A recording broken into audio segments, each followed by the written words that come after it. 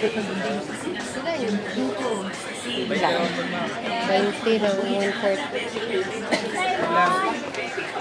Pag niyabot ma'am, speaker na naman. Apa na kilo?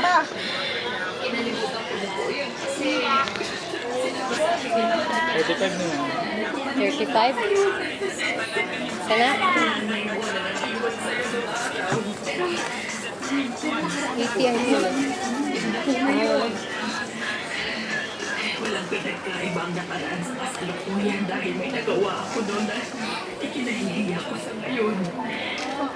Tulad mo na lang ang iniiwan ko sa'yo nung maliit ka pa. Alam mo, hindi na ako umaasa na makikita ka.